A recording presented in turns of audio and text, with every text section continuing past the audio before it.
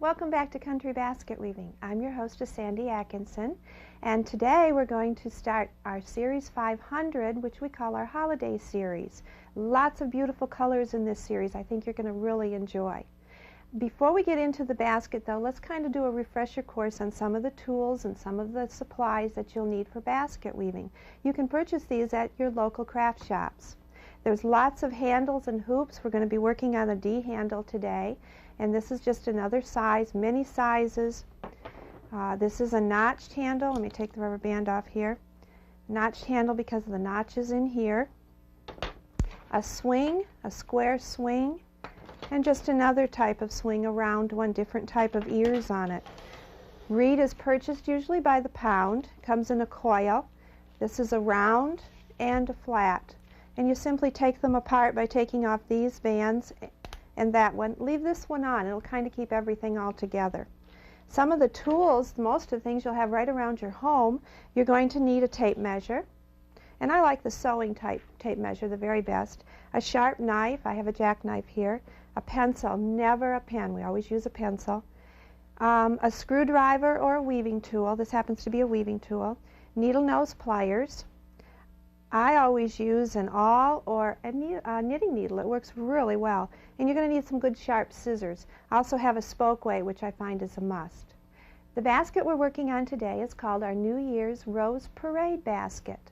And the material you're going to need is as follows. From 1/2 inch flat dyed pink, cut 6 pieces 32 inches long. Cut 4 pieces 31 inches long. From 1/2 inch flat natural, cut 4 pieces 32 inches long and 7 pieces 31 inches long. You'll also need 5/8 inch flat dyed dark pink or a dark mauve is what I used. 1/2 inch flat natural. Number 2 round, dye that a dark brown. 5/8 inch flat oval, leave that natural. And 3 to 3.5 millimeter cane. You'll also need one 12 by 14 flat top D handle. And I also made a rose corsage with a lace darlie behind it, and that's optional if you want to put that on the basket or not. Our Rose Parade basket is this one here. This is the one we're going to be working on. It's a basic market type basket, a nice beginner's basket, one easy to work on. Put it back up here. Now you're going to need that handle. This is the D handle. It is a flat top D handle, flat around the top.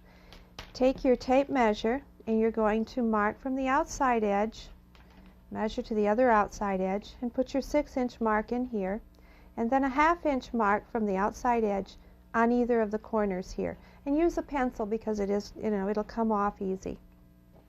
I'm going to set that aside for a minute. I've already cut my pieces. This is one of the pieces, but I want you to be aware that Reed has a right side and a wrong side. The wrong side is rough and the right side is smooth. You need to find your wrong side because all these pieces are marked on the wrong side. Line up your ends, pull your finger up here, and put your pencil mark across here. As you get them marked, we're going to lay them underneath a spokeway, and that'll hold everything down for us. I've already laid these out, and I want to talk to you about the layout. Pull this one out because it's nice and wet. I would have laid it out like this. I've saved the last couple of pieces to weave in. On the center here I have my 1/2 inch and it's natural, and then I've laid out 2 more naturals, a pink and 2 more naturals, and then finally a pink on the outside. My 31 inch pieces are laying this way vertically and my 32 inch pieces are laying horizontally.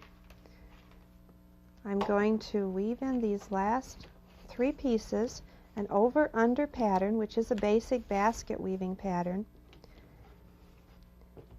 Take off this clothespin, and I'm going to have them spaced about a 1/2 inch apart. And if you have a scrap piece of the 1/2 inch and use it in between here, it works as a really nice spacer. So that's what we can use there. Okay, we have a natural, we have 2 pinks, and we're going to weave in another natural. Again, basic basket weaving. I'll get this piece in, and then I'd like to show you what I did to help make the spacing easier. Again, here's my center mark. This is my center spoke. Pull it up there, and I'm going to space it. over here I made a pencil mark, and it is 5 1/4 inches from the center here, and that tells me that's where my last piece needs to be. My base measurement at this point, when I'm finished, will be 10 3/4 by 10 3/4. And if I use these little marks as my guidelines, it'll make it real easy to achieve that measurement. But I always go back and measure it again. Here's my last piece. I'm ending with a pink. My center here. Make sure it's all centered. And I can see by this I need to pull this in just a little more so that I'm going to be on those 10 3/4 marks, or 5 1/4 from the edge. From here to here is 5 1/4, which is actually 10 1/2. So give or take a little, you're going to square this up. Use your tape measure and just double check your measurements and make sure everything is lined up, and it's all lined up this way and over here. It never hurts to keep double checking things. Your number 2 round that you've dyed dark brown is what we're going to use for our twining, and I do want to spend a couple minutes on the twining and review it. I'm taking a long piece. Remember, it's been soaked. It's real pliable. I want 2 different end lengths here. I have a short one and a longer one. Come up to the top and use your needle nose pliers and put a crimp on that. That breaks down those fibers and allows this to bend without breaking. Another thing too is take your clothespins and clamp off your ends here that you've got all measured out so they won't move. I'm coming up here, and I like to work up here across the top, lifting up this one here. I'm on an underweave, and the reason I like that underweave is if I take this one, it does not lock it in. It'll slide down. So if I pick up a spoke that is underwoven, I'm right here. Holding this right one down with your thumb, take the left one and go around the next spoke. Again, slide your thumb there to hold it down. Take the left one behind the next spoke. I'm going to speed up to the corner a little bit. You have 2 different types of corners. You have a regular corner and an irregular corner. This corner that we're working on right here is a regular corner. Bring the bottom one over and take the one from the left around. Go right back on your pattern. Now, I like to turn my work so I'm not working upside down. That's really hard to do, especially if you're just learning. So turn your work so you're working always at the top. When you come to your handle you have to just keep in mind that it's really another spoke right now. I'm going to weave up to the handle. I'm going to think of this handle as being laid flat out. This is the one from the left. It's going to go under the handle. Pick it up and slide it under there, and bring this one from the right across. My right one's now my left one, so it's going behind. I'm going to weave to the other corner because I want to show you an irregular corner. Take off my clothespin. Again, the one from my left. Here I have an irregular corner. If I was to bring this one down, it slides underneath. Can you see that? So what I'm going to do is take the one from the left, pick up the spoke, and go around it first, go under and around it, pull everything in tight, then bring the one from the right over. Each corner is done that way. I want you to continue around and do a total of 3 rows. 3 rows fits in really nicely with that 1/2 inch mark that we made at the corner. But one more thing I want to show you is when I run out of a piece, and let's say my short piece was here and I ran out, I want to always end with the short piece on the left. Then I'm going to take a new piece. Of course, you're going to get a longer one. I'm using the scrap one to show you. You get a longer piece. Pick up this piece here, the short one that ran out, and slide that right under it. I'd like it to be right underneath it, not next to it, but under it.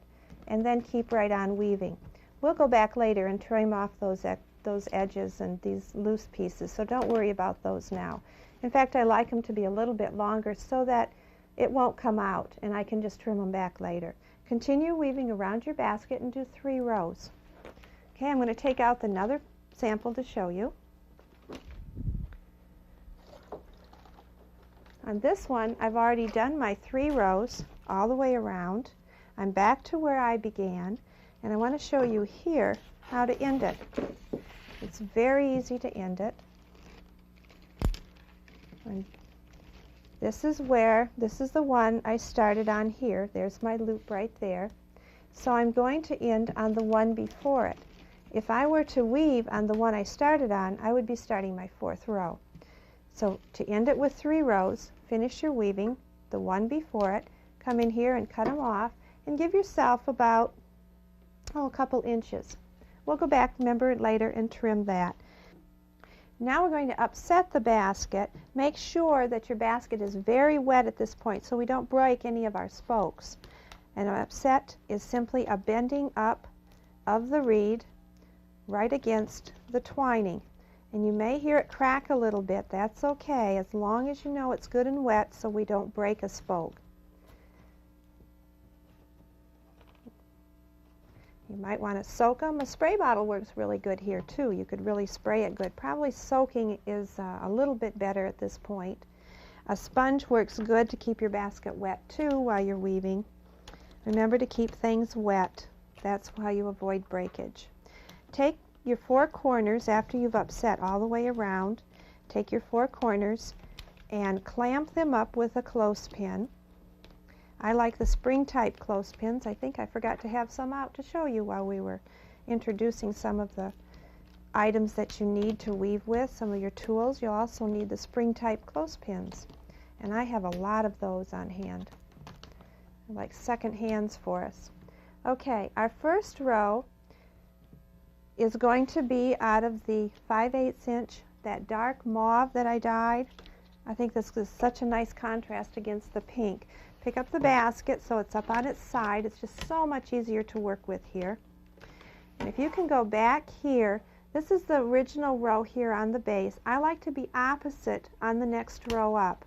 So I'm just going to figure out where I'm going to be, and this will put me opposite here, from here to there. I back weave. You must always start on top on the outside. So I'm on top of this spoke on the outside, and I'm going to clamp it down. Then I'm going to just pick up the other end here and weave it again, over, under, over, under. When I come to a corner, take off your clothespin, weave around the corner, cut this off here, and hide that end right under there. Okay? Now I'm going to bring out my next basket.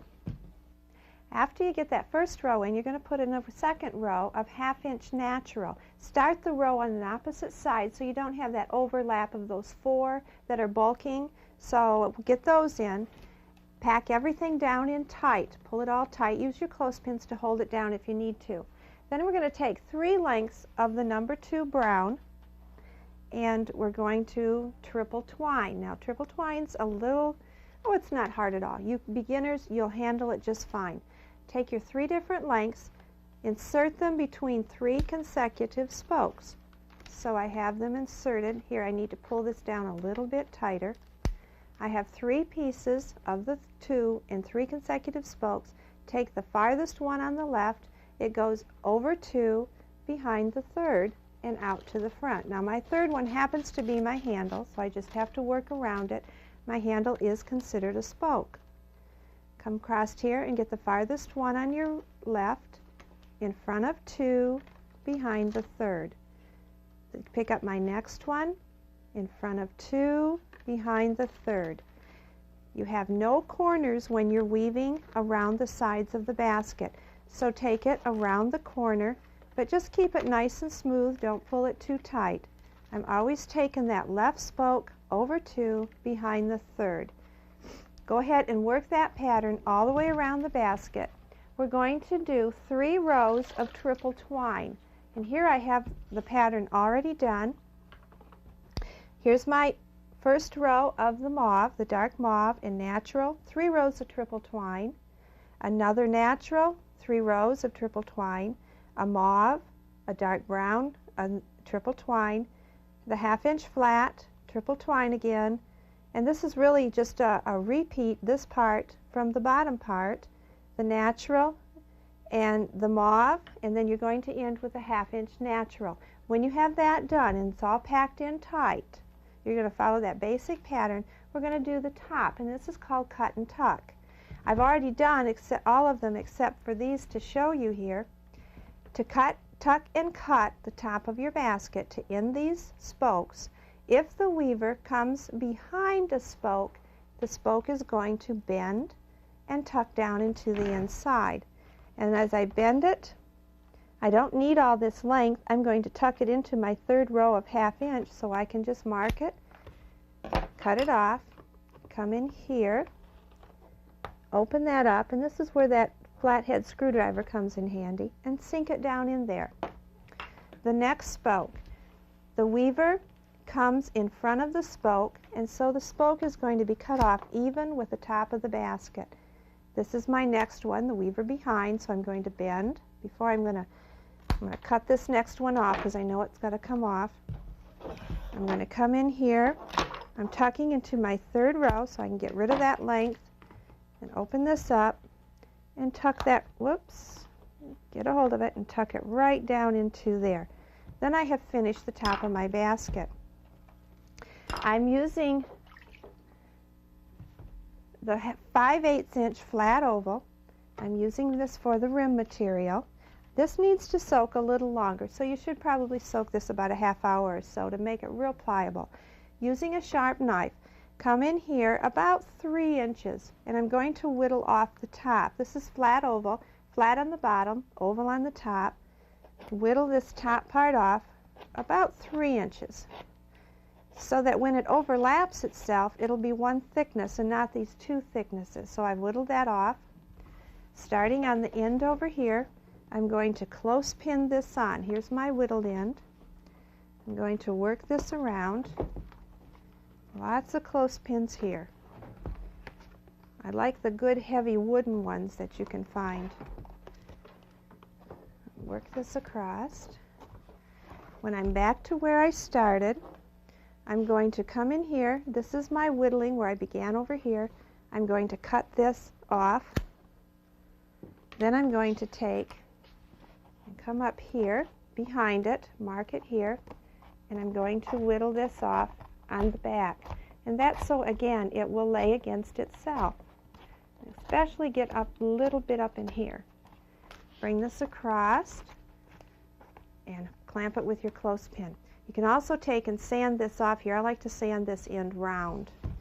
Then I'm going to take another piece of the flat oval, do the very same thing, and place the rim on the inside. I've already done this on this one. This is my overlap here. I'm going to make my other overlap on this end down here, on the opposite end, work it around, and then we're going to get ready to lash it on. Okay, I've inserted my inside rim. I've got that all finished. Remember, the flat side goes against the basket, and I'm using 3 to 3.5 millimeter cane for the lashing, and this is what holds that rim on. I have a long piece. Actually, the longer the piece, the better, because then you won't have to start and stop. I'm going to make a point on one end. The right side, now on the cane, that's the shiny side, it's real easy to find, is going to come inside, facing the basket. I'm coming from the bottom of the rim up. And this may take you a couple of times to learn this, to get this down. On the outside, I'm going between the basket and the rim on the outside and bringing that tail down. Give yourself about 5 inches to pull that down with. Now, to lock that in there tight, I'm going to come in here between my spokes, open up this area, and insert that right back to the middle. Pull that end. I don't want it to show on the outside. Give it a good tug, and you're going to repeat that step one more time. Inside the basket, from the inside, bottom of the rim up, and then back down to the outside. Give it a tug. Pull all of this length through, and I know it's quite a length here. I'm going to work it through my fingers to keep any of the kinks out, to keep it straight. Come and put the point on the opposite end. I'm going to move over a spoke, and I'm going to insert this again between the the weavers. Bring it about 20 inches or so and start the end between the next two spokes. And I'm going to do this a few times because it makes it so much easier to work in your filler. Oops, that went up in the wrong one. Pull it out, put it in again. For a rim filler this time, I've chosen my number 2 round. I've taken 3 lengths, had a friend hold the end of it here, and I just braided it like you'd braid your hair, and it makes a real pretty decorative touch. Go ahead and add it, whoops, right in between here. Come back and pull this end, and we're going to pull it all tight. Now I do have a really long piece here, and again I do that so that I don't have to start and stop. I'm going to get the finished basket and just show you what I did at the handles. Okay, see how I pull this tight here? Work that all the way around. When I worked this basket and the lashing all the way around it, I made the crosses here. I did it about 3 times at each handle. It kind of holds it all in together. Then we're back to where we started. When I got back to where I started, I turned around and I reversed to do the double lashing and secure it on. Then I come in here, and this is my tail left from my very beginning. I'm going to clip that off, take my end, I'm going back into this last slot, and I went into all the slots on my way back, on my return back. I don't need all that length. We're going to end the basket the same way we started, by coming up and going through. But when you do this, lift that filler up gently and slide the reed through it, or the caning through it, because you don't want the caning to be on top of it. So make sure you hide it underneath of it. Just use your tool and lift it up gently and slide it under. When I finished the basket, I made just a corsage here and hung it on the side where I wired it on, and I have a little bit, a real pretty lace doily on the back. That's our Rose Parade basket. Next week, we're going to be working on our heart. February is Valentine's Day, and of course our heart fits in right. We've got 2 different shades of red on this one, a real pretty basket. I think you'll really enjoy making it. We'll look forward to seeing you next week. Bye-bye.